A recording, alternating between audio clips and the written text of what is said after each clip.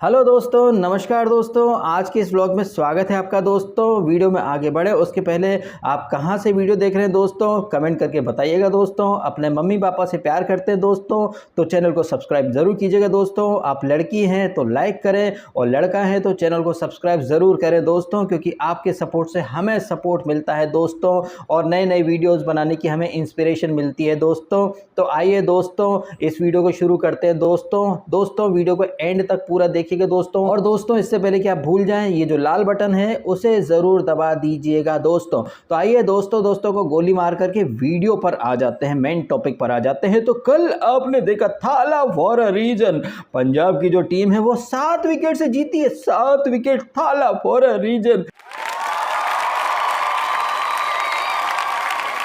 इस हारे हुए मैच में थाला ने 11 बॉल पर 14 रन बनाए हैं। तो 1 और 4 और 1 और 1, थाला फॉर अ रीजन नंबर 7। वाह वाह वाह वाह। वैसे भी ये जियो सिनेमा पर देखता हूँ ये आईपीएल, और मैं मोस्टली ना हिंदी कमेंट्री को जानबूझ करके अवॉइड करता हूँ, क्योंकि वहाँ पर वो आन का न गान का ज्ञान दे ब्रह्मांड का वो बैठा रहता है आकाश चोपड़ा। ये आकाश चोपड़ा की जो क्रिंज कमेंट्री है ना, इसकी वजह से मैं हिंदी कमेंट्री देखता नहीं हूँ। लेकिन जब विराट कोहली का नंबर हो या फिर थाला धोनी का नंबर हो बैटिंग पर आने का, तब मैं पर्पसली हिंदी कमेंट्री लगाता हूँ सुनने के लिए कि आज ये आकाश चोपड़ा जो है वो चाटने के कौन से नए रिकॉर्ड बनाने वाला। जब जब धोनी बल्लेबाजी के लिए आते हैं आकाश चोपड़ा लग जाता है मतलब कसीदे गढ़ने में। ये है 7, इसका टोटल भी 7, ये है 7, ये है 7, 7 नंबर, थाला फॉर अ रीजन। अब कल 7 विकेट से हार गई है ये चेन्नई, तब तो नहीं बोला होगा आकाश चोपड़ा ने कि 7 विकेट से हार गए, थाला फॉर अ रीजन। और ये थाला ने 14 रन बनाए हैं 11 गेंदों में, पूरा टोटल मिला ले नंबर्स का तो 7 आता है। थाला फॉर अ रीजन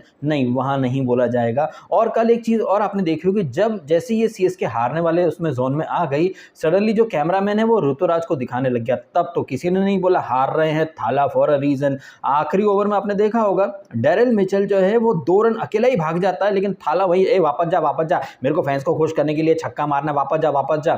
तब किसी ने नहीं बोला कि भैया वहां पर ब्लंडर कर दिया, थाला फॉर अ रीजन। अच्छा, ब्लंडर से हमें याद आया मित्रों, कल का मैच आपने देखा तो उसमें कितने ब्लंडर, ये ब्लंडर आपको नेचुरल लग रहे हैं, ऑर्गेनिक लग रहे हैं, या फिर आपको ये जो ब्लंडर्स हैं ये सोची समझी प्लानिंग का एक बहुत इंपॉर्टेंट भाग लग रहे हैं? क्योंकि जिस कदर ये बैटिंग में चेंजेस किए, बैटिंग ऑर्डर में चेंजेस किए हैं भाई साहब, ये टोटल फिक्सिंग की निशानी है। और आईपीएल में फिक्सिंग कैसे होती है, कौन कौन लोग इसमें इन्वॉल्व रहे हैं, Rajasthan Royals, Chennai super king, नहीं उसे चेन्नई सट्टा किंग बोला जाए तो सही है, मतलब ऐसा कि कुत्ते की दुम टेढ़ी की टेढ़ी। राजस्थान रॉयल्स की टीम जो कि 2 साल के लिए बैन हुई थी, सीएसके 2 साल के लिए बैन हुई थी। किस वजह से बैन हुई थी? ये फिक्सिंग, बुकीज, सट्टेबाजी। और आप देख लीजिए 2 साल का बैन लग चुका, फिर भी ये जो कुत्ते हैं सट्टेबाजी के, ये सुधरना नहीं चाहते हैं। आपने अभी थोड़े दिन पहले देखा था आरआर वर्सेस जीटी का मैच, उसमें तो मैंने डंकी की चोट पर बोला कि संजू फिक्सर ने फिक्सिंग करी है, और थोड़े दिन बाद आपको एक खबर मिल गई कि राजस्थान रॉयल्स का जो वीआईपी बॉक्स होता है उसमें कुछ बुकीज बैठे थे। तो मतलब एक ऐसी जगह जहां पर फ्रेंचाइज ओनर्स बैठते हों, टीम मैनेजमेंट वहां पर आता जाता हो, वहां पर बुकीज, हाँ वो वहां भजिए तलने तो नहीं आए होंगे, इतने दूध पीते बच्चे तो हम नहीं आए। और जिस तरह से कल सीएसके ने अपना बैटिंग ऑर्डर चेंज करा, आपको एक क्रोनोलॉजी समझाता हूं मैं।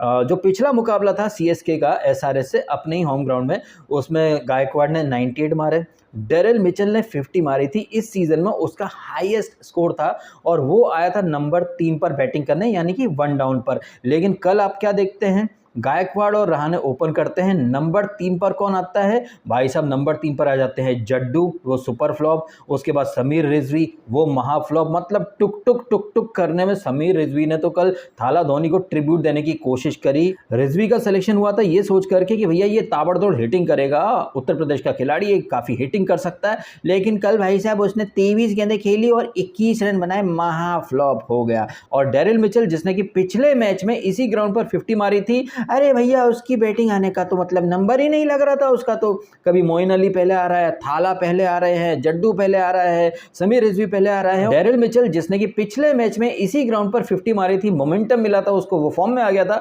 लेकिन उसे भैया बैटिंग के लिए भेजा ही नहीं। ये चीजें हो सकता है कि कई लोगों को बड़ी नॉर्मल लगे, जबकि मेरा मानना है कि ये जो फैसले लिए हैं सीएसके मैनेजमेंट ने, ये ऊपर से जो ऑर्डर्स आए हैं, ऊपर से ऑर्डर किसके आए होंगे? देखो भैया, एक तो स्पॉन्सर्स है वो माई 11, ड्रीम 11। और एक चीज आप अच्छे से समझ जाइए, कि एग्जांपल देता हूं मैं आपको, हर्षल पटेल और ये डेरिल मिचेल। स्पेशली पहले बात करते हैं डेरिल मिचेल की। पिछले मैच में अच्छा खेल गया है तो ऑब्वियसली हर किसी ने उसे अपनी टीम में लिया होगा। जब सिलेक्शन परसेंटेज हाई हो जाता है, लोग उसे कैप्टन वाइस कैप्टन बनाएंगे। सडनली वो प्लेयर्स है वो बैटिंग ही नहीं मिले, तो जितने भी 60 या 70% लोगों ने उसे अपनी टीम में लिया होगा उन सबका तो नुकसान हो गया ना। ये फैंटेसी ऐप ऐसे ही कमाती हैं, और ये प्लेयर्स जो रहते हैं या जो टीमें जो रहती हैं वो ऊपर से जो ऑर्डर्स आते हैं उसे वो वर्ड टू वर्ड फॉलो करते हैं। अदरवाइज आप खुद सोचिए, एक खिलाड़ी जिसने इसी ग्राउंड पर पिछले मैच में अच्छा खेला हो उसे आप बैटिंग के लिए भेज ही नहीं रहे हैं।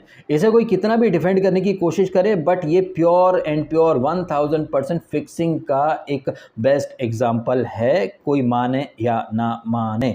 वहीं अगर हम पंजाब की बात करें तो ब्लंडर करने में तो पंजाब ने भी भाई साहब चेन्नई को भर भर के टक्कर दी है।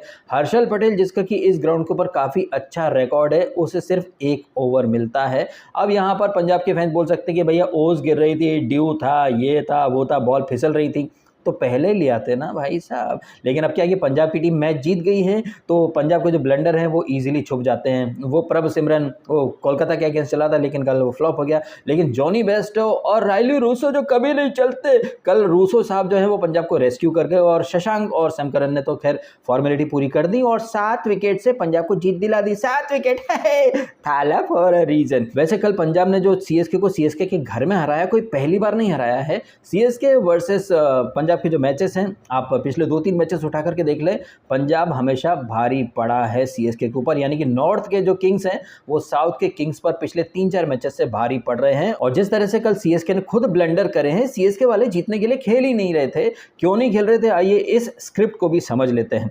अभी भाई साहब पॉइंट्स टेबल को देखने की आप कोशिश करें तो आप पाएंगे कि आज आरआर और एसआरएच का मैच है। आरआर इतनी जल्दी प्लेऑफ में पहुंचा है ये कैसे हो सकता है भाई साहब। तो जैसे कल सीएसके हारने के लिए खेल रही थी, आज आरआर हारेगी, मार्क माय वर्ड्स। क्योंकि वो आईपीएल ही क्या, जहां पर आखिरी दिन तक ये श्योरिटी ना हो या फिर लोगों को ये पता ही नहीं चले कि कौन सी टीम प्लेऑफ में पहुंच रही है, आखिरी दिन तक जद्दोजहद चलती रहे, यार ये जा सकते हैं, ये भी जा सकते हैं। भाई यही तो खूबसूरती है आईपीएल की कि प्लेऑफ का जो दौर शुरू हो, वो दौर शुरू होने से पहले तक एकदम जद्दोजहद जारी रहे कि भाई ये भी आ सकते हैं, वो भी आ सकते हैं। अगर अभी से सारी टीमें प्लेऑफ में पहुंच जाएंगी तो आखिरी में टीआरपी कहां से आएगी, वो थ्रिल, वो ट्विस्ट, वो सस्पेंस। यही तो खूबसूरती है आईपीएल की। 1 ओवर में रिंकू सिंह 5 छक्के मार देता है वो यश दयाल के अगेंस्ट, वही यश दयाल 5.5 करोड़ में आ जाता है आरसीबी में। और वही आईपीएल जहां पर 1 ओवर में रिंकू 5 छक्के मार देता है, जीटी वर्सेस एलएसजी में 5 ओवर में 30 रन नहीं बन पाते। भाई साहब इसे कोई स्क्रिप्ट नहीं बोलेगा, इसे कोई फिक्सिंग नहीं बोलेगा।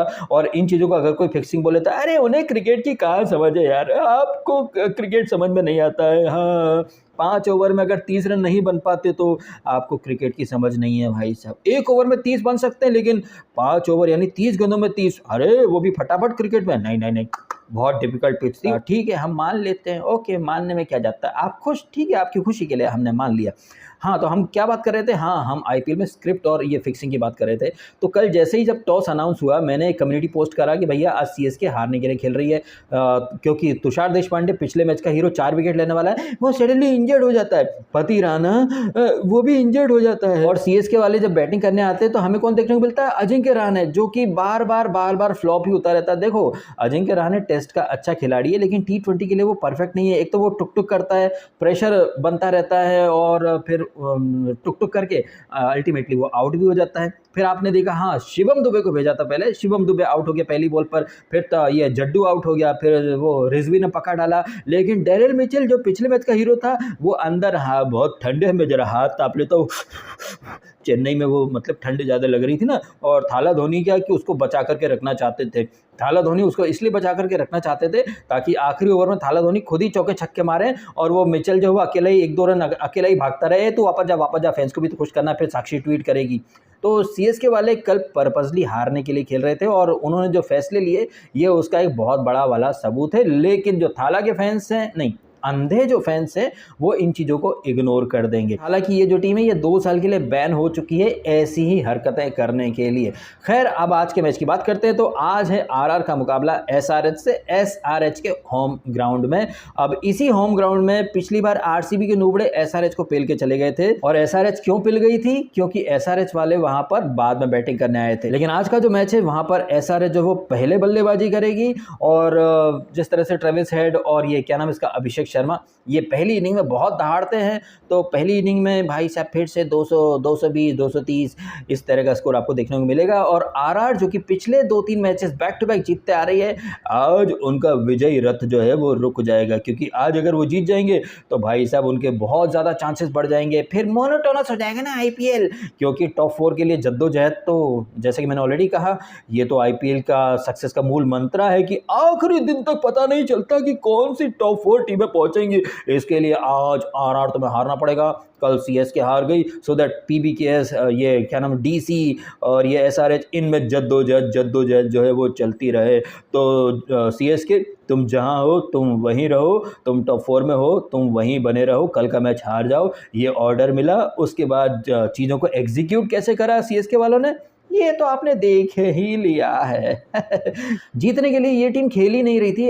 बीच में एक फेज ऐसा भी था, तकरीबन 9 ओवर एक भी बाउंड्री नहीं भैया, एक भी बाउंड्री नहीं। और लोगों ने कहना शुरू कर दिया अरे पिच बहुत डिफिकल्ट है। लेकिन मोइन अली आता है, पिच सही हो जाता है। थाला धोनी आते हैं, 1-2 चौका वौका मार देते हैं, पिच सही हो जाता है। और वो पिच जो कि बहुत ज़्यादा डिफिकल्ट था, 9 ओवर तक सीएसके के खिलाड़ी एक बाउंड्री तक नहीं मार पाए। वहाँ पर जॉनी बेस्टो, रायली रूसो, अरे रायली रूसो चल गया तो पिच कितना अच्छा होगा ये आप समझ सकते हैं। लेकिन नहीं, आपको क्रिकेट की समझ नहीं है। क्रिकेट की समझ तो उन्हीं को है जो Thala for a reason, king for a reason की माला जपते हैं। उनसे ज्यादा क्रिकेट का नॉलेज किसी को नहीं है। और ये डीएसके तो क्या कुछ भी बोलता रहता है, कोई फिक्सिंग नहीं होती आईपीएल में। वो तो सीएसके और आरआर वालों का क्या कि 2 साल का ब्रेक लेने का मन था, इसलिए उन्होंने खुद को बैन कर दिया। ये डीएसके तो खुद भी बोलता रहता है, उसको कहाँ कुछ पता है फैक्ट का। फैक्ट तो बस जेनजी को ही पता है और लॉकडाउन किड्स को ही पता है। चलो ठीक है, क्या कहना आपका इन सारी बातों के बारे में कमेंट करके अवश्य बताइएगा। आपने समय निकाला वीडियो देखा, आपका बहुत बहुत धन्यवाद। Thala for a reason Thala for a reason, thank you.